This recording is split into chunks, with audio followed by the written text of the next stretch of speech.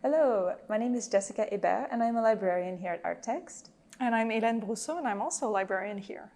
So we're going to be showing you a short video tour of the print collection at Artexte.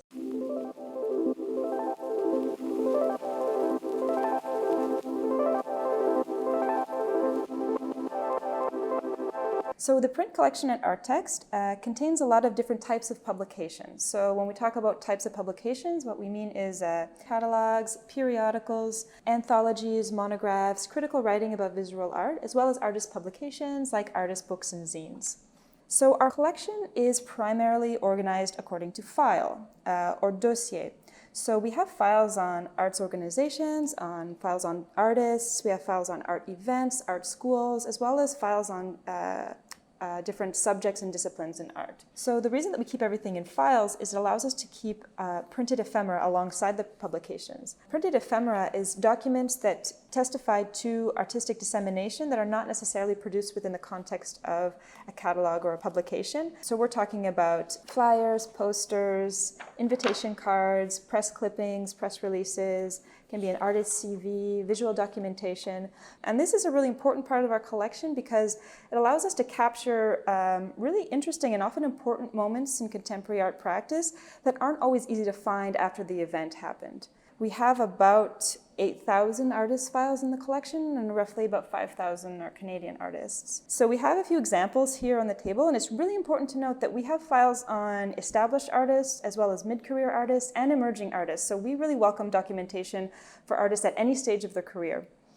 So here we have the file on Françoise Sullivan. We also have over here the artist file of Rebecca Belmore. Over here we have the artist file of the Collective Leisure. And here we have the artist file of Governor General Award-winning Diana Bowen. And over here we have the artist collective Les Sabines. So I'm going to be talking about Françoise Sullivan's file here, and we see that her file spans 2 boxes.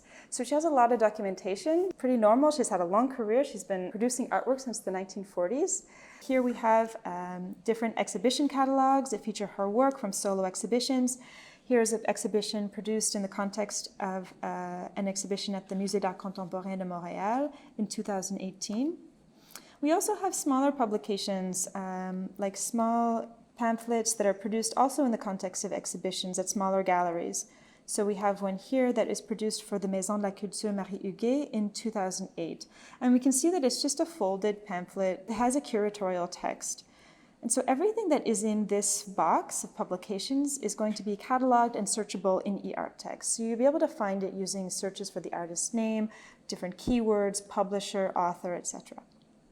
Now if we look at the dossier, this is where we have all of the printed ephemera. So the difference here primarily is that these documents are not cataloged. The researcher has to physically go to the file and look through it to find. At the dossier, this is where we have all of the printed ephemera. So the difference here primarily is that these documents are not cataloged. The researcher has to physically go to the file and look through it to find these documents. But we often come across treasures when we do research in this way, so it's actually pretty fun.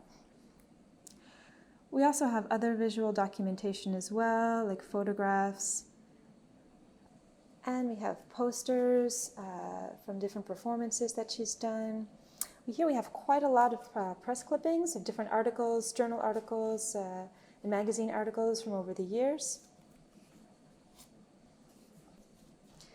And we also see here we have different invitation cards from exhibitions and presentations, as well as leaflets. One thing that we often find in artist files is an artist's CV, and it's interesting to look at artists who've had a long career because we see many different examples of their CV throughout the years as it has evolved. And here's an example of Françoise Sullivan's CV from 1981. We also have text that she's written, including the text that was published in 1948 in the Revue Globale, entitled La Danse et l'Espoir. So it's a really interesting portrait of an artist's career. But it's important to note that artists' files are not completely exhaustive. Anything that is a group exhibition or a collective work, that's going to be filed in the organization or the publisher's file. So it's really important to do a search in eArtText to make sure that we find everything in the collection on a particular artist. Excellent. So we're going to be looking a little bit more at organization files, and we're going to be changing tables. All right, so now we're going to be looking a little bit more at organization files. And to show you today, we pulled out two different files. So we have Grunt Gallery as well as the Galerie de l'UQAM. In these files, we'll find a little bit the same different types of documents that we're going to find in the artist files. So a lot of press clippings, press releases, so a lot of ephemeral documents, invitation cards, for example. And we're also going to find publications, so exhibition catalogs, anthologies, and critical essays, critical theory books. One thing that we do see in organization files that we don't see as much in artist files is more serial publications, so periodical publications. So here in Grunt Gallery's file, we see a series of publications on performance art, and they also have periodical publications that relate to their activities in the gallery.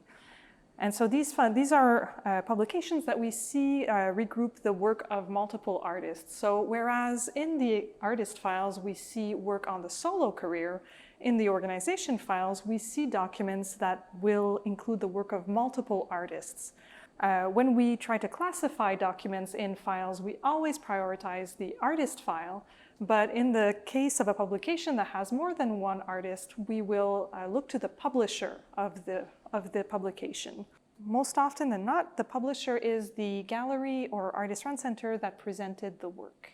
In order to be able to locate all the publications, it's really important to use artexte, our catalog. All the artists will be indexed in this catalog, and so if you're looking for information on a specific artist or a specific organization, you'll be able to see throughout the different files where the information is located. So, for example, if you're interested in Rebecca Belmore's work, you will find a lot of information in her artist file, but you won't have everything in there. So here's an example with the Galerie de l'UQAM with an exhibition called Le Soulèvement Infini, where we see Belmore's work.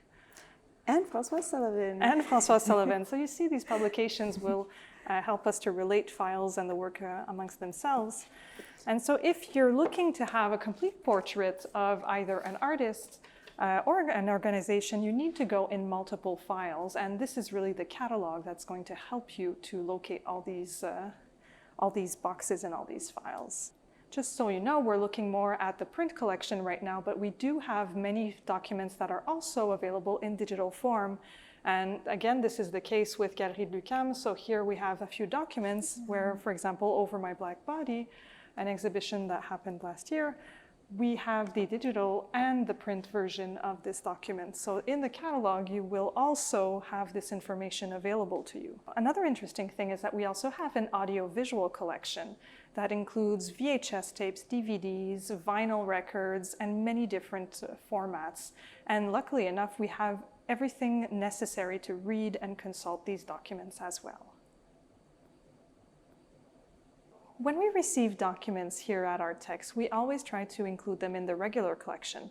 But in certain cases, there are documents that need to be looked at as a grouping. And these documents, we're always going to ask ourselves the question, what is going to be the most profitable way for researchers to understand them? So in these cases, we are going to regroup them as special collections. And on the table here, there are 3 examples of special collections.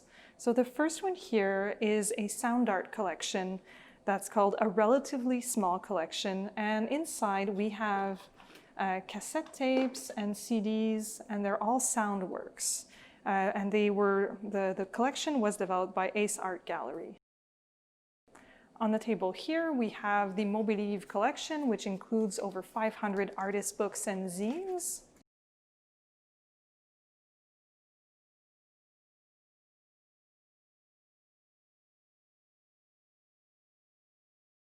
And on this side here, we have something that's actually quite rare for our collection, because this includes documents that we don't normally collect. It's an archival fond for art critic and art historian Normand Thériault.